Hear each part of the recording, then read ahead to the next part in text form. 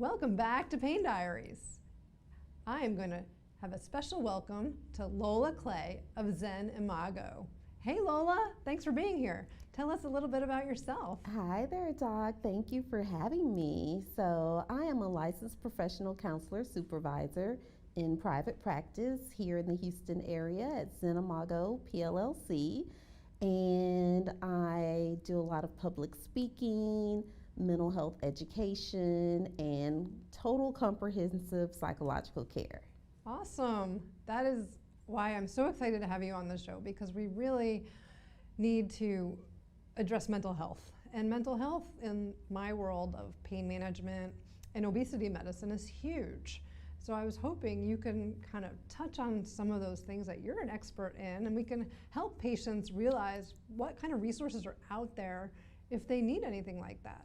So what would you say some of the greatest barriers are to people seeking psychotherapy? So there are lots of barriers when people want to seek psychotherapy, but the primary barriers that I tend to see are shame, finances, and overall access to care and where to start seeking treatment. And so I like to let patients know that there are lots of directories out there online that can help them in the process of finding a practitioner that's going to work for them. One of those sources is Psychology Today. That's a great resource. And also, if a patient is insured, it's important to start with your insurance and a list of practitioners to see if they're covered by your insurance. And also, you can even break down criteria specific to what it is you're looking for. Are you looking for male? Are you looking for female? Are you looking for LGBTQ friendly?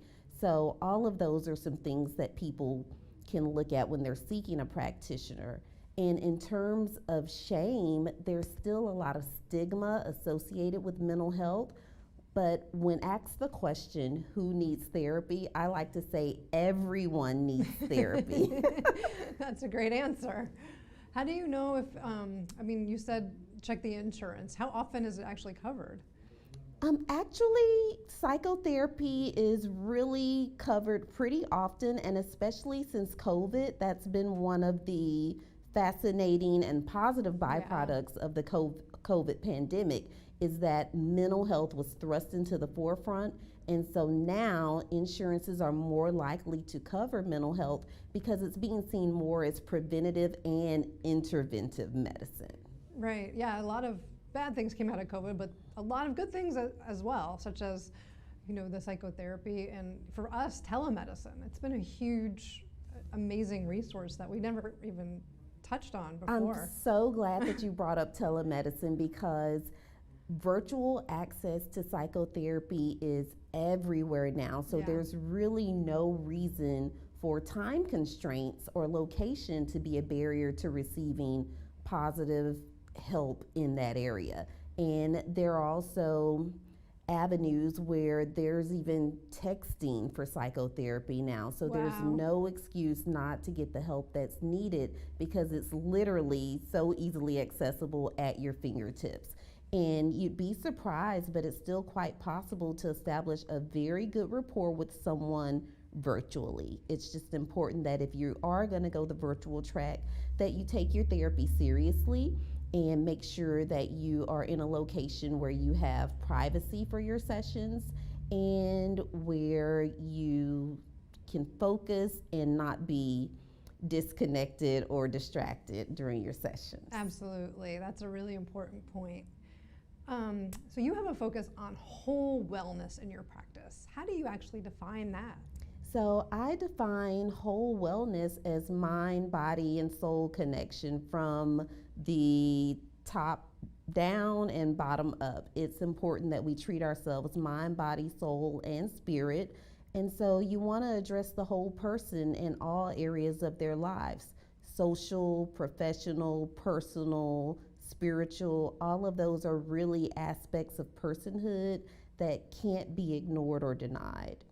Absolutely. Yeah, the whole body, the whole mind, the whole spirit, the whole thing is, you want to be able to treat that person, and you need to know all aspects of what's going on. So that's really important.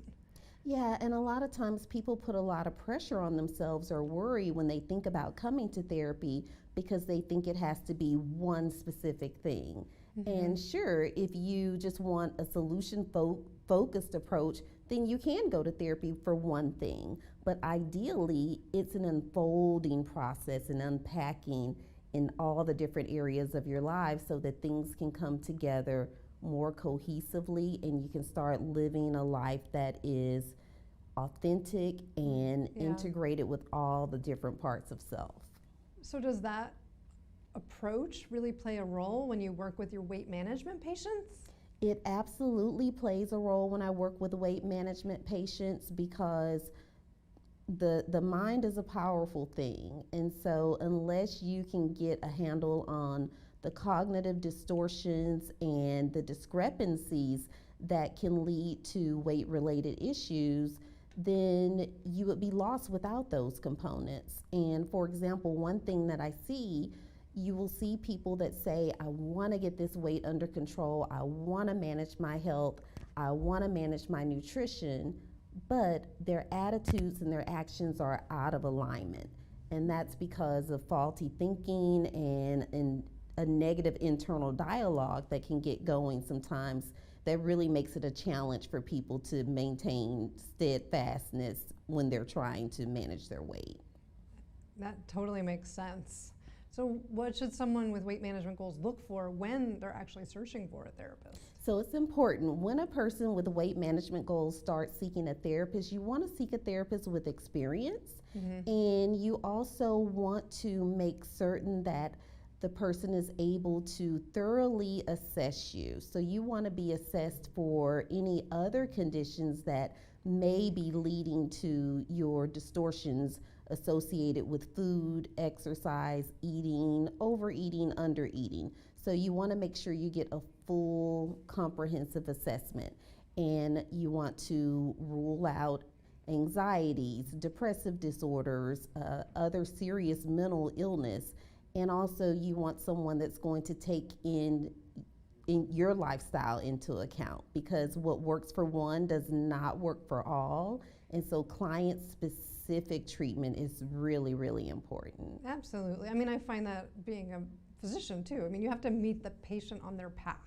You don't want to necessarily jump all the way ahead or start all the way from the beginning if they've already done those certain treatments and they didn't necessarily work for them. So meeting them on their path. I love that you mentioned that, meeting people where they are, because a lot of times I think people don't give themselves enough credit for what they've already accomplished. So they think that they're starting over at square one, when no, if you've lost 80 pounds before in the past, but you've gained 50 of those back, that doesn't negate the hard work that you put in to lose that initial 80 or the skill set that you have.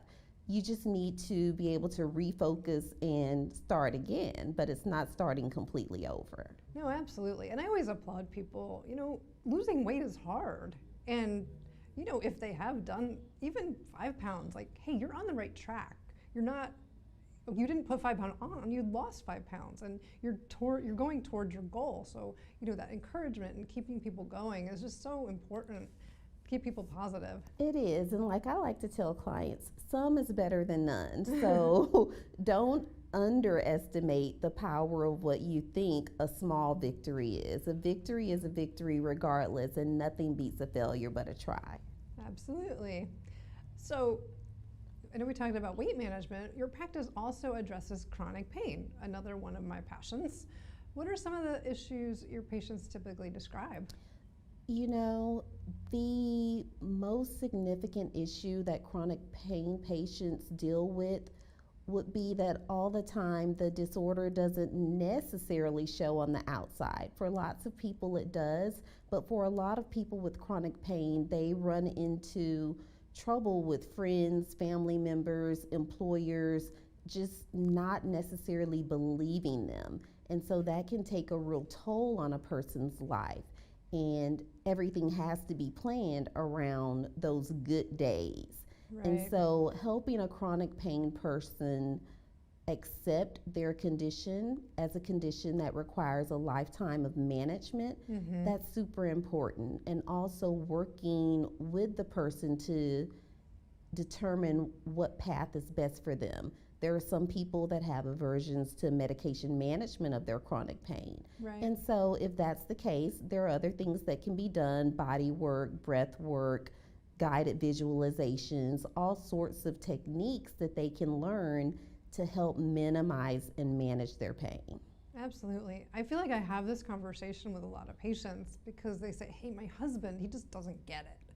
Like, why doesn't he understand that I have a disease and my disease has a name and there's actually a specialist that I go to for this problem, and he just doesn't get it. And I'm always thinking like, okay, well, we really need to educate him. I've never met this person, so maybe we need to bring him in and we can start the education.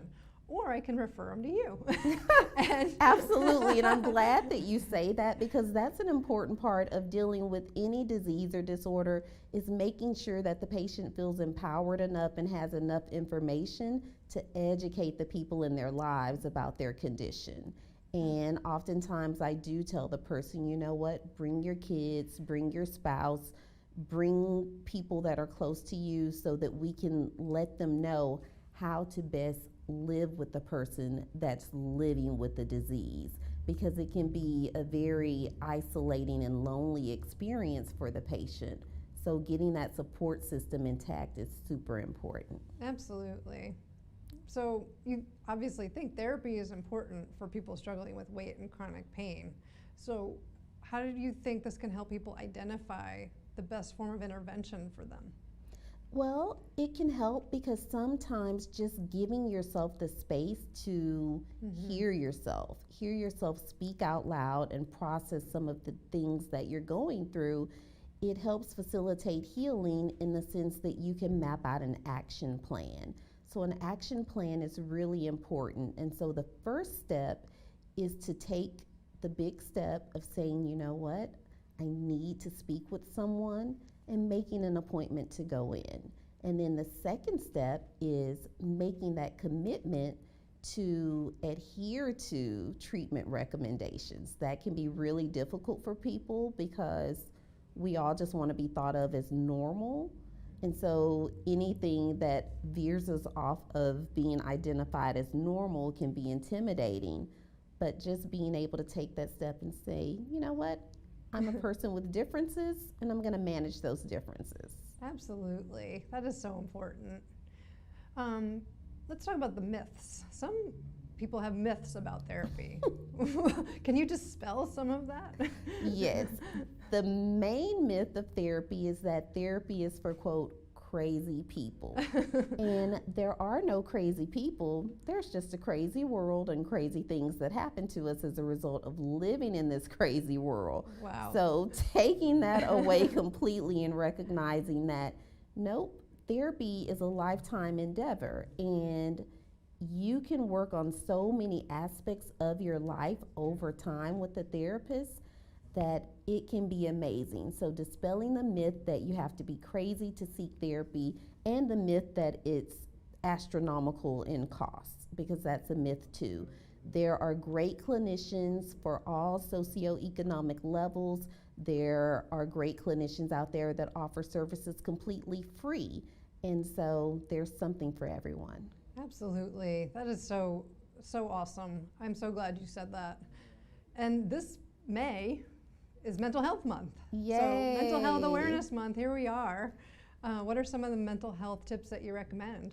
Okay, so since May is Mental Health Awareness Month, I always like to give a couple of quick tips. The first is check your sleep hygiene. Are you sleeping too much, not enough, waking up in the middle of the night and can't get back to sleep? If any of those sound familiar, get it checked out. See your physician and find a way to get more sleep. Quality sleep is important. Number 2, boundaries. Learning to say no. Saying no when needed can make an immense difference in your life, and then saying yes when needed. Say yes to maybe going to a movie on a weeknight. Say yes to going to a concert with a friend when you feel like, oh, but I would benefit so much more if I just work these 3 hours. No, sometimes saying yes can be really important. Absolutely. Yes. Well, thank you for that. Now, can you share your contact information with people? Because you have so much to offer, and I would love for them to be able to contact you. Okay, so you can contact me at Zen Imago PLLC@gmail.com if you just want to shoot me an email, or go to our website, www.zenimago-pllc.com, on Instagram at The Real Lola Clay, and on Twitter at Lola Knows Truth. Amazing. Lola Clay, thank you so much for being here today. We had hardly scratched the surface. That was just such a great intro. So thank you so much. Thank you for having me. This was a pleasure, and thanks. And thank you for the hard work that you do in helping to heal people every single day. And you too. Thank you.